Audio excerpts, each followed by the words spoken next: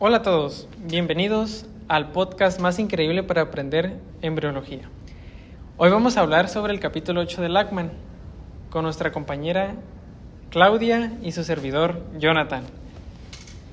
Claudia, ¿cómo definiríamos rápidamente este periodo? Claro, Jonathan, este es el periodo fetal y empieza en la 9ª semana y dura hasta el nacimiento. Se caracteriza por la maduración de tejidos, órganos y crecimiento rápido del cuerpo. Al principio crece más en longitud y en los últimos 2 meses aumenta sobre todo el peso. Exacto, y algo muy importante es que en total son unos alrededor de 280 días o aproximadamente 40 semanas desde la última menstruación. ¿Cierto, no, Claudia? Sí, o 266 días después de la fecundación. Eso es lo que usan los obstetras para calcular la fecha probable del parto. Bueno, vamos mes por mes. ¿Qué pasa en el tercer mes? La cara se ve más humana. Los ojos y orejas se colocaron en su sitio y aparecen centros de osificación de huesos largos y cráneo. Ya se distinguen los genitales externos, así que puede verse el sexo en un ultrasonido. Bien. ¿Y en el cuarto y quinto mes qué es lo que sucede?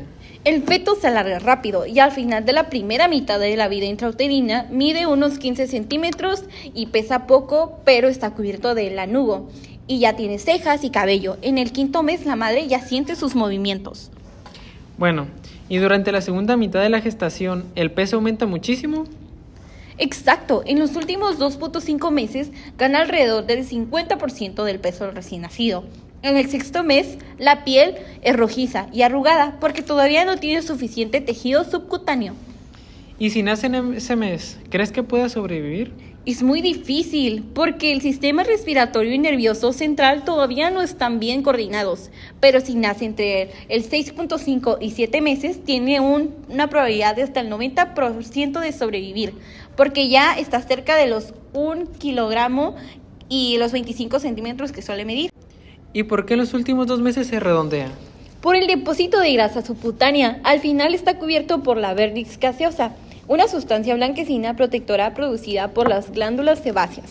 ¿Y al final del 9º mes qué pasa? El cráneo tiene mayor circunferencia del cuerpo, pesa unos 3 o 3.4 kilogramos y mide 50 centímetros. Sus características sexuales ya están bien definidas. Bien, Claudia. ¿Y cómo calculan los obstetras la fecha probable del parto? Jonathan, se suman 280 días o 40 semanas a partir del primer día de la última menstruación. Si el bebé nace antes de la semana 38 es prematuro y después de la semana 42 es posmaduro. Y el ultrasonido es muy útil, mide el diámetro, el biparietal, la circunferencia cefálica y abdominal y la longitud del fémur. Bueno, y ahora mencionaremos una correlación clínica referente al peso bajo, ya que aquí un bebé sano pesa por lo regular 2.5 a un aproximado de 4 kilos y ya menos de 2.5 kilos y eso ya sería considerado un bajo peso. Jonathan, si no se crece bien por causas patológicas, hablamos de RCIU. Los PEG son pequeños, pero pueden estar sanos. El RCIU aumenta el riesgo de problemas al nacer y de enfermedades adultas como diabetes, la hipertensión. Factores pueden ser la salud materna, la nutrición, infecciones, tabaco, alcohol, placenta o embarazos múltiples. Bueno, ahora continuaremos principalmente con lo que sería la placenta y las membranas fetales. Claudia, ¿cómo definirías la placenta? Bueno, la placenta es el órgano de intercambio entre la madre y el feto y permite el paso de nutrientes, oxígeno y desechos. ¿Y qué ocurre alrededor de la 9ª semana con la placenta? En ese momento aumentan muchas las demandas del feto, así que la placenta cambia. Lo más importante es que incrementa su superficie de contacto entre los compartimientos materno y fetal para mejorar el incremento de gases y nutrientes. Perfecto. ¿Y qué pasa con las membranas fetales? También se van modificando. Con el paso del tiempo aumenta la producción de líquido amniótico, lo que ayuda a proteger al feto, permite su movimiento y evita que las membranas se adhieran directamente al cuerpo del bebé. Entonces podemos decir que el feto y la placenta trabajan como un equipo perfecto. Uno crece y madura, mientras que la otra asegura todo lo necesario para su desarrollo. Es exacto. Sin la placenta, las membranas fetales y el desarrollo intrauterino no sería posible. Bueno, hablaremos de otro caso clínico, la preeclampsia. Esta ocurre alrededor de 5% en embarazos y se caracteriza por la hipertensión y proteinuria. Puede ser causada por el RCIU, muerte fetal o materna, y puede provocar y evolucionar una eclampsia con convulsiones. Oh, es verdad, se inicia en la semana 20 y se revierte tras el parto. Por el nacimiento prematuro puede ser riesgoso. Se relaciona con el fallo en la diferenciación del citotrofoblasto que invade mal a los vasos maternos. Y en esta los factores de riesgo serían el primer embarazo, preeclampsia previa, obesidad, gestación múltiple, hipertensión o diabetes materna. También puede aparecer en mola hidroforme, incluso temprano en la gestación.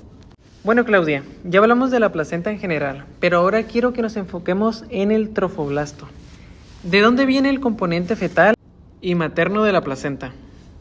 El componente fetal viene del trofoblasto y del mesodermo extraembrionario, también llamado corión. El materno proviene del endometrio uterino. ¿Y qué pasa al inicio del segundo mes? El trofoblasto forma muchísimas vellosidades secundarias y terciarias que le dan ese aspecto radial. Algunas son vellosidades de anclaje que conectarán la placa coriónica con la cápsula citotrofoblástica. Entonces, ¿cómo está formada cada vellosidad? Cada una tiene 3 capas principales. Una capa externa de sincitotrofoblasto, una capa interna de citotrofoblasto y en el centro un núcleo de mesodermo vascularizado.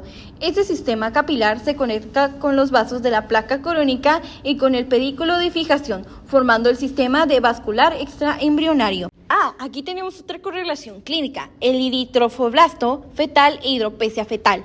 El eritrofoblasto fetal o enfermedad hemólica del recién nacido ocurre cuando los anticuerpos maternos atacan los glóbulos rojos del feto. Lo más grave es la hidropesia fetal, con edema y acumulación de fluidos que pueden causar muerte fetal. ¿Y cómo llega la sangre materna?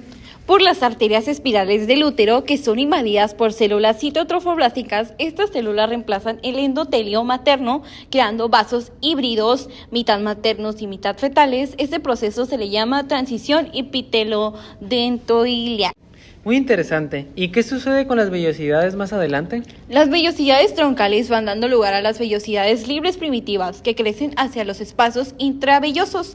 Para el 4º mes estas células del citotrofoblasto y del tejido conectivo desaparecen. Entonces la barrera placentaria queda reducida a sincitotrofoblasto y la pared endotelial de los vasos. ¿Y qué son los nudos sincitiales de los que hablan los libros? Son fragmentos del sincitio que convierten varios núcleos, se desprenden y pasan a la circulación materna y se degradan, pero no causan daño. ¿El citotrofoblasto desaparece por completo? No, la reducción empieza en las vellosidades más pequeñas y avanza hasta las más grandes, pero siempre quedan algunas células citotrofoblásticas en las vellosidades de mayor tamaño. Entonces podemos decir que el trofoblasto va evolucionando para hacer más eficiente el intercambio entre la madre y el feto. Exactamente, ese es el objetivo de todos estos cambios. Claudia, ahora hablaremos del corión y la decidua. En un inicio las vellosidades cubren toda la superficie del corión, pero conforme avanza la gestación solo las vellosidades del polo embrionario siguen creciendo y ramificándose. Esto forma el corión frondoso, también llamado corión arbóreo. ¿Y qué pasa en el polo abembrionario? Las vellosidades de este lado empiezan a degenerar y para el 3er mes ese sector del corión se vuelve liso, pero eso se le llama corión leve. Entonces tenemos un lado con actividad y otro inactivo. ¿Cómo se relaciona esto con la decidua? La decidua es la capa funcional del endometrio, que se expulsa en el parto. La que está debajo del corión frondoso se le llama decidua basal. Esta capa tiene muchas células deciduales grandes llenas de lípidos y glucógeno y forman unión estrecha con el corión. ¿Y qué ocurre con la decidua en el polo abembrionario? Es la decidua capsular. A medida que la vesícula coriónica crece, esta capa se estira y se va degenerando. Después el corión leve termina en contacto con la decidua parietal, que en esta pared opuesta al útero, y finalmente ambos se fusionan. Con esto se oblitera las cavidades uterinas. Entonces, ¿qué parte del corión es la que participa en el intercambio materno-fetal? Solo el corión frondoso y junto con la decidua basal forman la placenta definitiva. Y otra cosa importante, ¿qué pasa con el apnios y el corión? Se fusionan para formar la membrana amniocoriónica. y con eso desaparece la cavidad coriónica. Esta es justamente la membrana que se rompe cuando ocurre la famosa ruptura de la fuente en el trabajo de parto. Mencionaremos otro caso clínico, la barrera placentaria. La barrera placentaria protege al feto, pero no es total, ya que muchas sustancias atraviesan la placenta. Sí, por ejemplo, algunos progestanos sintéticos pueden masculinizar a fetos femeninos y causar malformaciones en exposiciones intrauterinas. También varios virus como la varicela atraviesan la placenta y pueden causar estos mismos defectos. La mayoría de fármacos y drogas también lo cruzan y pueden dañar al embrión o generar dependencia fetal como la heroína y la cocaína. Perfecto, ahora hablaremos de la estructura de la placenta. Al inicio del cuarto mes o hacia la semana 12, en ese momento la placenta tiene dos componentes principales, una porción fetal formada por el corión frondoso, una porción materna que corresponde a la decidua basal. ¿Y cómo está delimitada en cada lado? En el lado fetal está la placa coriónica y en el lado materno la placa decidual, que se une muy íntimamente con la placenta. En esta zona se mezclan las células del trofoblasto con células deciduales, formando una región con células gigantes y mucho material extracelular. ¿Y en esta etapa qué pasa con el citotrofoblasto? Para este punto, la mayor parte de las células del citotrofoblasto ya han desaparecido. Entre la placa coriónica y la decidual se encuentran los espacios intervellosos. ¿Qué los ocupa? Estos espacios están llenos de sangre materna. Se originan a partir de las lagunas del citotrofoblasto y están recubiertas por el sincitio de origen fetal. Allí crecen las vellosidades arbóreas que se introducen en estos espacios hemáticos para facilitar el intercambio. ¿Y en el cuarto y quinto mes, qué ocurre con la decidua? La decidua forma tabiques deciduales que se proyectan hacia el interior de los espacios intervellosos. Es importante decir que estos tabiques llegan a la placa coriónica, tiene un núcleo de tejido materno, pero la superficie siempre está recubierta por células sincitiales, lo que asegura que la sangre materna nunca está en contacto directo con el tejido fetal. ¿Y qué efecto tienen estos tabiques en la placenta? Dividen la placenta en compartimientos llamados cotiledones. Aunque se separan en cotiledones, como los tabiques no alcanzan la placa coriónica, los espacios intervellosos siguen comunicándose entre sí. Muy interesante. ¿Y con el crecimiento del feto y del útero, la placenta también crece? Sí, claro. Su superficie aumenta casi en paralelo al crecimiento del útero. Al final del embarazo, la placenta cubre del 15 al 30% de la superficie intrauterina del útero. ¿Ese aumento de tamaño se debe a que la penetra más profundo en los tejidos maternos? No, en realidad el aumento del grosor se debe a la arborización de las vellosidades ya existentes, no a que invadan más tejido materno. Perfecto, entonces la placenta es una estructura dinámica que va adaptándose al crecimiento del feto y del útero en exposición. Jonathan, ahora ya hablamos del desarrollo de la placenta, pero ¿cómo llega a su término? Bueno, al final del embarazo, la placenta tiene forma discoide, mide alrededor de 15 a 25 centímetros, unos 3 centímetros de grosor y pesa entre 500 y 600 gramos. Claudia, ¿y cómo se expulsa después del nacimiento? Tras el parto, se desprende de la pared uterina más o menos a los 30 minutos. Se expulsa junto con las membranas fetales en el proceso que conocemos como alumbramiento. Ah, y si la observamos, ¿qué se distingue de la cara materna y la fetal? La cara materna muestra de 15 a 20 cotiledones, que son regiones abultadas separadas por surcos. La cara fetal, en cambio, está cubierta por la placa coriónica y desde ahí los vasos convergen hacia el cordón umbilical, que suele insertarse de forma excéntrica, aunque a veces puede ser marginal o incluso velantosas. Perfecto. Ahora cuéntame cómo funciona la circulación placentera. La sangre materna llega a los compartimientos por 80 a 100 arterias espirales. Esa sangre entra a los espacios intervellosos, baña las vellosidades coriónicas y luego regresa por las venas endometriales. ¿Y qué cantidad de sangre hay en esos espacios? De unos 150 mililitros, pero lo interesante es que se intercambian 3 o 4 veces por minuto. Así las vellosidades, con un área de 4 a 14 metros cuadrados, tienen contacto continuo con la sangre oxigenada. ¿Ese contacto es directo entre las sangres maternas y fetal? No del todo. Existe la membrana placentaria que inicialmente tiene 4 capas: endotelio de los vasos fetales, tejido conectivo, citotrofoblasto y el sincitio. En el tiempo, esta membrana se adelgaza y acelera el intercambio. ¿Entonces nunca se mezclan ambas sangres? En condiciones normales no. La placenta es de tipo hematoidal, así que la sangre materna baña los tejidos fetales, pero las sangres permanecen separadas, aunque a veces pequeñas cantidades de células fetales pueden pasar a la madre. Wow, o sea que la placenta es como un filtro súper especializado entre mamá y bebé. Exacto, un filtro vivo y dinámico. Bueno, ya sabemos cómo es la placenta a término, pero ¿cuáles son sus funciones principales? Bueno, Jonathan, básicamente tiene dos funciones clave. Primero, intercambiar productos metabólicos y gases entre madre y feto. Y segundo, producir hormonas que sostienen el embarazo y ayudan al desarrollo fetal.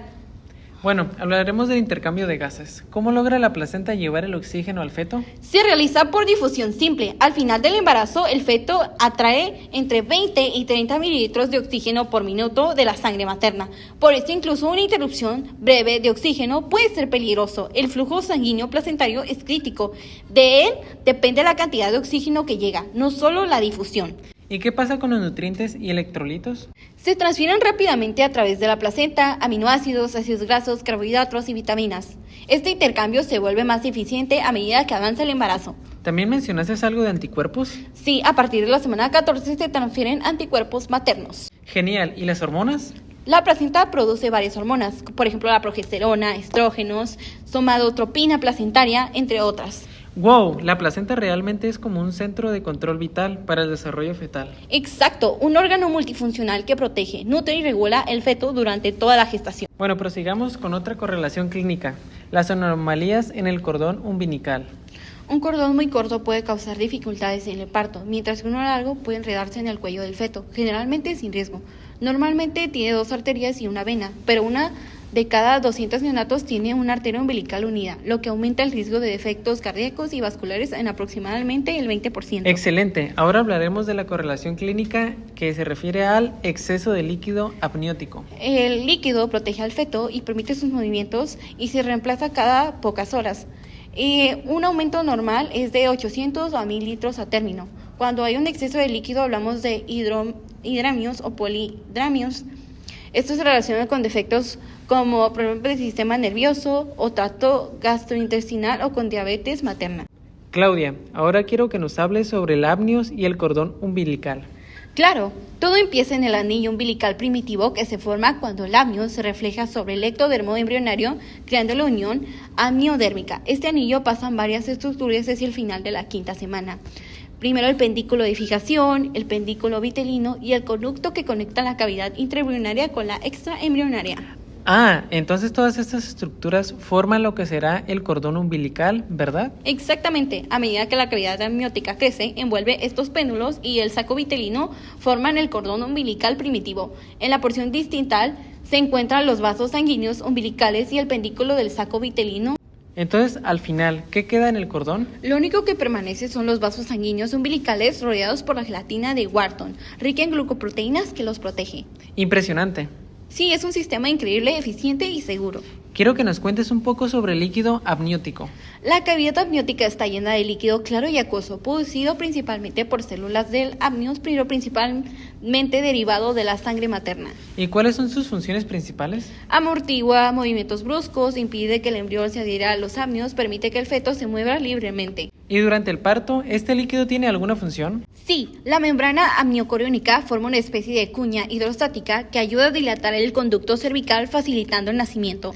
Impresionante, es increíble cómo todo está organizado para proteger el feto y preparar dicho parto. Seguimos con anomalías con los gemelos. Los embarazos gemelares tienen mayor riesgo perinatal. Aproximadamente 60% de los gemelos nace prematuro y muchos presentan peso bajo al nacer, lo que incrementa la mortalidad hasta 3 veces comparado con gestiones únicas.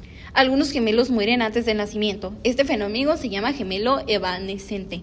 Interesante, hablemos primero de los gemelos dicigomáticos. Claro, son los más comunes. Alrededor del 90% de los gemelos se producen cuando 2 óvulos son liberados y fecundados por espermatozoides diferentes. Cada cigoto tiene su propia placenta, amnios y corión, aunque en ocasiones la placenta o los coriones se fusionan. En casos de fusión muy íntima puede haber un intercambio de erocitos entre los 2 gemelos. ¿Y los gemelos monocigóticos? Estos se originan de un solo óvulo fecundado y su frecuencia es menor al 3 a 4% de cada 1000 nacimientos. La separación del cigoto puede ocurrir en distintas fases: bicelular, temprana y disco biluminar.